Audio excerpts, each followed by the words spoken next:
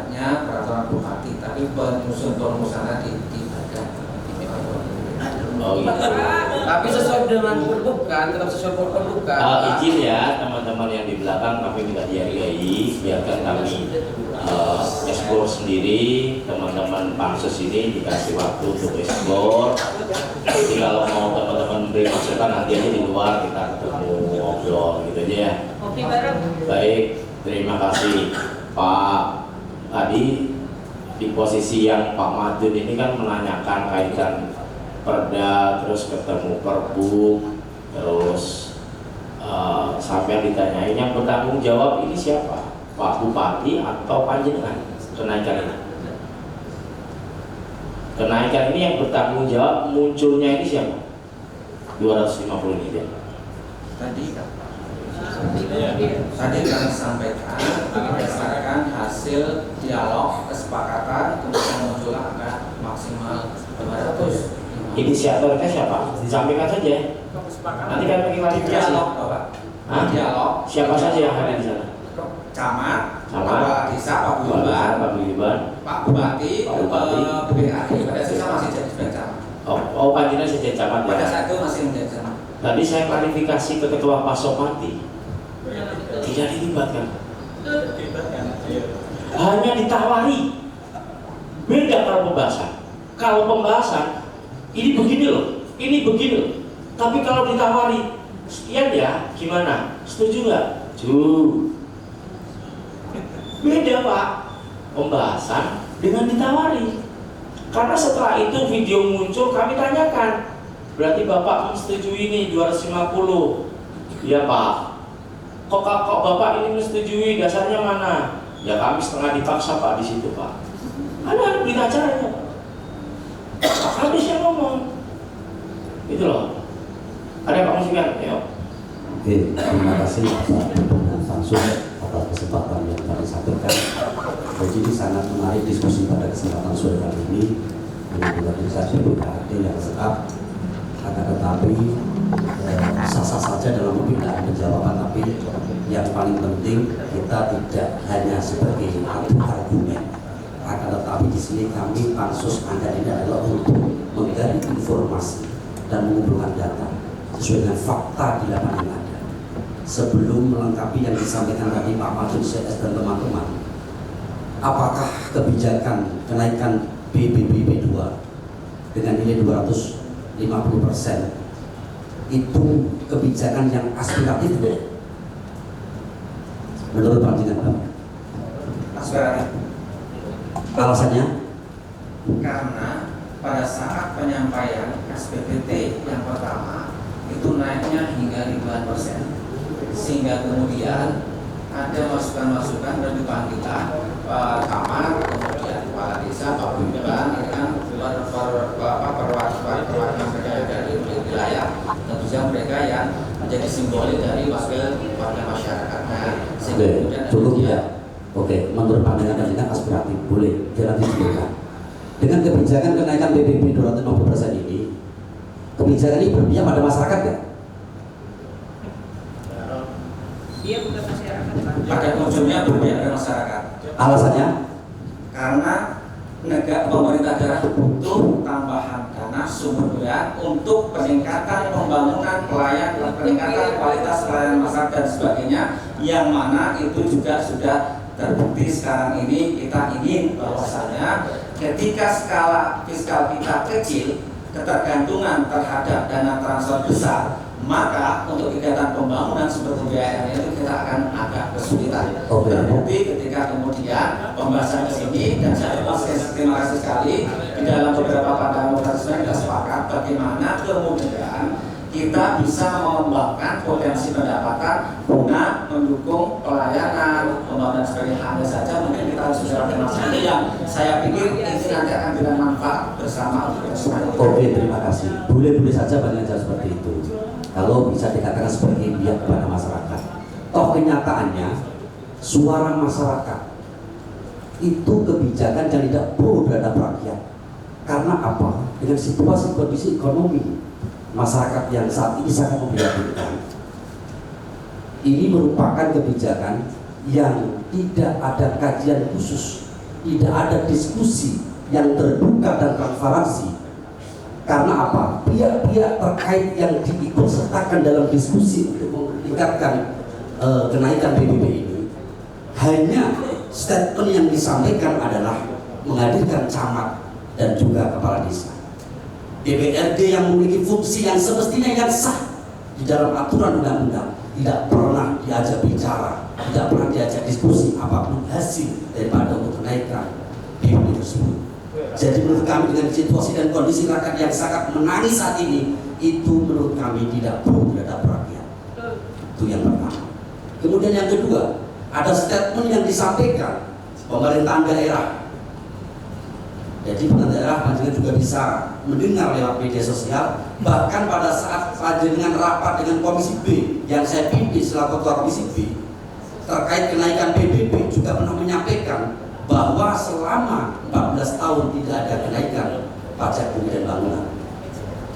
Padahal di saat tahun sebelumnya itu sudah ada kenaikan setelah kita cek lewat data. Ini merupakan kebohongan publik. Dan berdasarkan pergub dan juga peraturan bahwa di pasal 6 di situ kan ada kenaikan, dapat menaikkan 3 tahun sekali. Setahun sekali ada kenaikan boleh, tapi di saat kondisi situasi di kabupaten itu memang benar-benar harus menaikkan. Apakah dengan dasar menaikkan panjenengan ini benar-benar krusial di Kabupaten Pati, Bapak? Dasarnya apa? Monggo. Saya sebenarnya sampaikan bahwasanya ini melatar belakangi dari kondisi ekonomi untuk kondisi skala fiskal kita yang rendah. Jadi dalam rangka itu ini kan 16,4 rendah ya, rendah. Sehingga bagaimana kemudian kita mengembangkan agar setidaknya ada peningkatan pendapatan, dan ini kan juga sebenarnya kami juga sangat memperhatikan dari Bapak Ibu semuanya berhadiran pada saat mengadakan konferensi dalam rangka secara umum untuk peningkatan pendapatan. Nah, salah satu sumber pendapatan kemarin yang kami didik memang PBB yang memang ketika kita lihat dengan COD-nya itu jauh dari harga pasar. Karena itu juga berpengaruh terhadap bagaimana kita akan menertibkan proses BPHTB. Kan ketika kita menetapkan NJOP itu akan juga berpengaruh pada nilai BPHTB.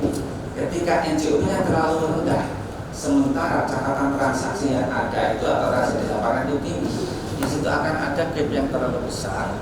Bagaimana untuk menentukan validasinya berapa?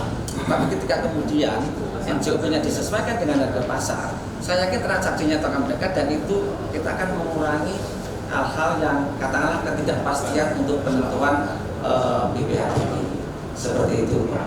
Oke, Pak, saya sepakat yang jenengan sampaikan tadi. Pak, tahu nggak kronologis NJOP perbuknya? Perbuk ini dibuat oleh Pak Henggar, dirubah oleh Pak Sudewo, betul? Siapa yang inisiatif ini, Pak? Ya, terima kasih. Jadi pada saat tadi sebagaimana kami sampaikan bahwasanya proses penyusunan perumusan kebijakan ada di kami, dan kami juga berdasarkan dari hasil perbandingan. Jadi ketika perubahan itu kan sebenarnya masih dalam batas yang ditentukan, bahwasanya minimum itu 20%. Saya gini aja, Pak. Ini kan inisiatif. Bapak ini belum masuk di situ. Kok bisa jawab? Inisiatif ini dilakukan di BPKAD sebelumnya. Oh, begitu datanya Bapak lengkap, segitu hebatnya. Bahkan kami ini juga mempelajari, Pak, perbuk yang lama yang dibelikan Pak Henggar, karena saat itu kami DPR Badan Anggaran dijak bahas itu, Pak.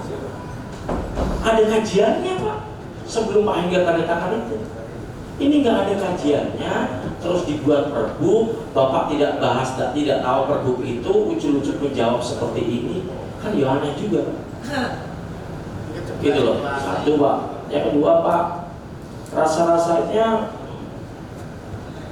kita butuh waktu agak lama kaitan pembahasan DPPKAD.